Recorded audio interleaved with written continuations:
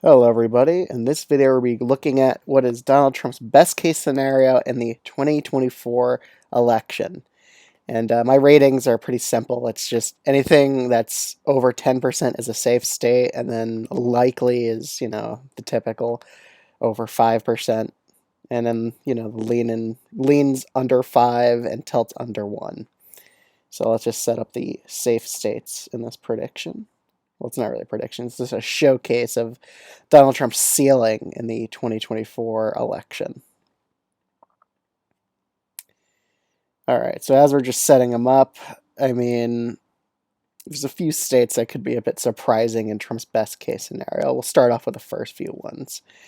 So I guess we'll talk about Oregon and New Jersey first. So in a best case, Donald Trump could get them by under 10% margins. Again, some polls have come out that actually had Oregon as decently close. So it's possible Trump gets it under 10 in a best case scenario. It's definitely in the realm of possibility. It's not as blue as Washington State is. In New Jersey, we're also probably going to see New Jersey shift a bit to the right in 2024. So it's definitely possible it goes by an under 10-point margin, like a 9-point win, similar to Oregon in this best case scenario for Trump map. In Iowa and Ohio, Trump would definitely win these states by over 10% in a best case scenario. He would make both these states safe red, which would mean that Sherrod Brown would go down in that Senate race in Ohio. Going over to Colorado, I think it's a bit of a stretch to say, even in a best case scenario, it goes to Harris by an under 10-point margin. Again, Biden won the state by 15, I believe. So saying that when it's shifting by so much, even in 2022, it shifted to the left, I still think this would be a safe blue state. In New Mexico, we did have a recent poll that had Harris only up by 4 in New Mexico, so it's totally possible that Trump gets it down to a lean blue margin. It's also possible Trump wins Alaska by over 10, even though he's only leading by a likely margin there. In Virginia, again, the polling in Virginia is actually still pretty good for Harris. She's up by 7 in this state. But Republicans like to point to the early vote, but I don't think that's just going to last. But I will say, in a best case scenario, Trump gets it down to a Harris plus 4 margin in Virginia, but he's not going to win it. I don't even think in the best case scenario he wins it. Again, Northern Virginia is going to come out in force against him. He's just not the Republican that can win Virginia here. He's not Glenn Youngkin. He's not Nikki Haley. Those two Republicans would actually have a chance in that state. So it would be a lean margin, even in a best case scenario for Trump. He doesn't have a shot at Virginia. I just think it's a bit of a stretch to suggest that. In New Hampshire and Maine, she's up by likely blue margins in these states.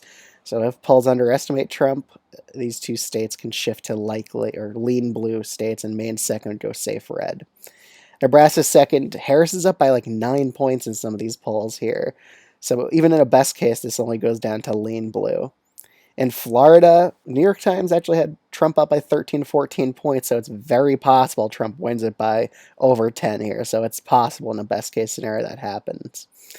And with New York, it's still a safe blue state. I don't think there's any scenario that goes below, an over 10-point margin. I think Harris will win the state by 15 in a normal prediction.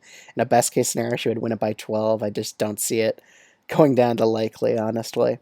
In Texas, again, it's such a big state that for it to go over 10% in favor of Trump, we'd have to see a big polling error, and I just don't see it's happening.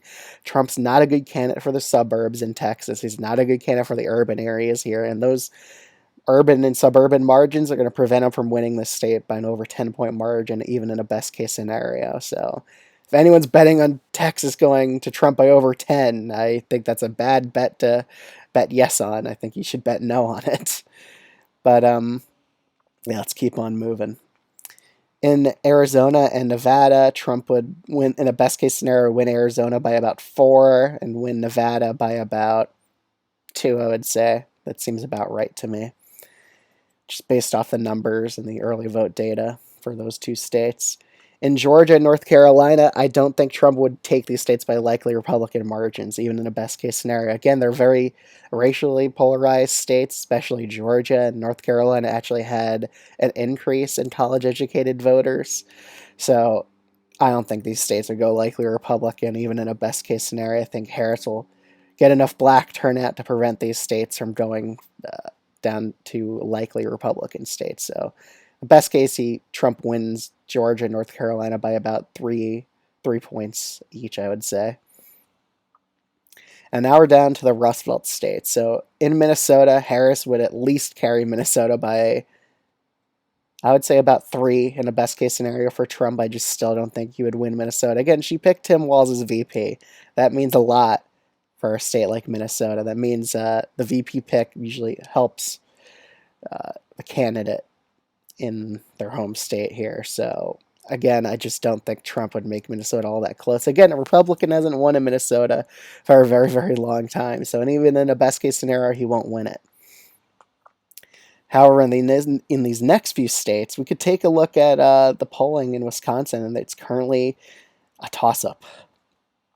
And another big thing is, in the past, we used to have like polls where Biden was up 6 on average in Wisconsin, and then it went 5 points to the right in the general election.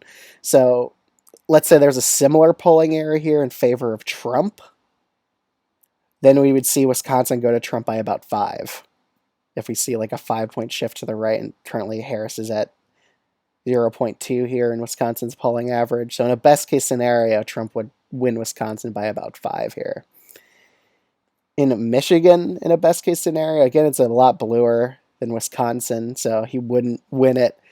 It wouldn't shift by 5 points here. Just going off of realism here, his best case scenario is winning Michigan by about 3 in this.